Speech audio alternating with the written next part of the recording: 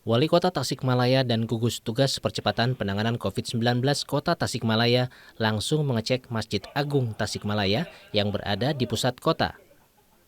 Saat memasuki Masjid Agung Tasikmalaya, para jamaah yang hendak masuk ke dalam masjid harus melalui bilik khusus yang menyemprotkan cairan antiseptik. Tak hanya itu, di saat penerapan tatanan normal baru, pihak DKM Masjid Agung Tasikmalaya telah menyiapkan 3 buah alat pendeteksi suhu tubuh dan para jamaah juga harus mengenakan masker. Untuk persiapan tatanan normal baru atau new normal, gugus tugas percepatan penanganan COVID-19 Kota Tasikmalaya langsung mempraktekkan dengan melaksanakan sholat zuhur berjamaah. Para jemaah menerapkan protokol kesehatan, yakni dengan menjaga jarak 1 meter. Ketua Harian Masjid Agung Tasikmalaya Kiai Haji Aminuddin mengatakan kegiatan di Masjid Agung Tasikmalaya sementara hanya untuk ibadah wajib.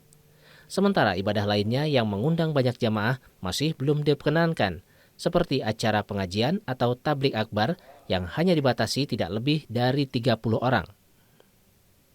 Dibukanya kembali Masjid Agung sangat disambut baik karena umat muslim telah rindu beribadah di masjid. Sejak awal terjadinya pandemi COVID-19, Masjid Agung Tasikmalaya telah menetapkan protokol kesehatan. DKM tak lagi menggelar karpet sajadah, melainkan jamaah diminta membawa sajadah masing-masing. Selain itu, jarak antar jamaah ketika sholat juga telah ditandai agar tidak terlalu dekat. Sudah kita sterilkan dan jamaah juga kita bagikan masker yang belum membawa masker. Apalagi hari ini dengan hadirnya seluruh tim gugus tugas dengan informasi lengkap, dan mudah-mudahan juga dari zona merah sekarang zona biru, sebentar lagi zona hijau. Kalau zona hijau kan kita kembali ke semula dengan new normal. Saya kira itu.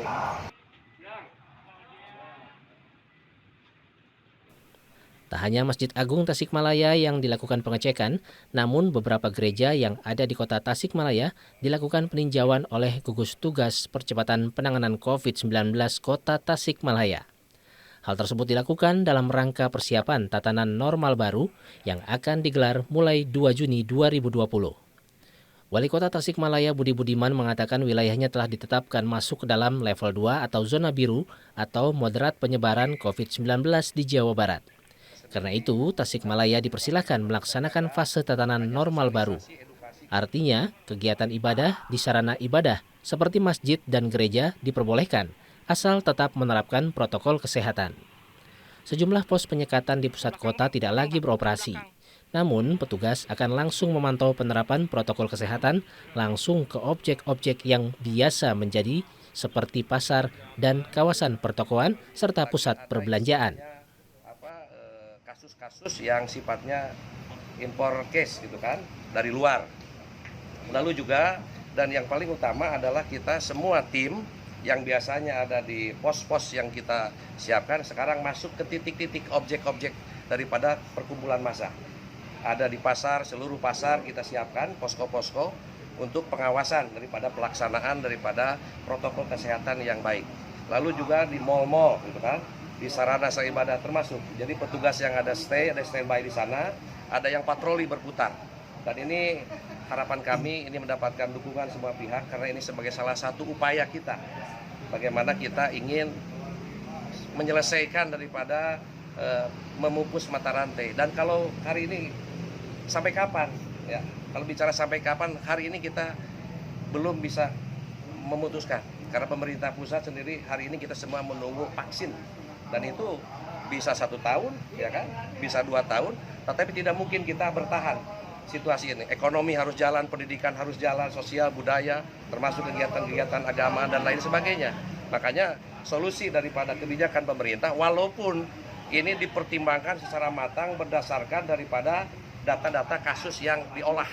Jadi kami setiap hari gugus tugas Tasikmalaya melaporkan, ya, ke provinsi, ke nasional, sehingga kita melihat data. Hingga saat ini tercatat 48 kasus positif COVID-19 di kota Tasikmalaya. Sebanyak 24 orang terkonfirmasi melalui tes swab dan 24 orang melalui uji cepat atau rapid test.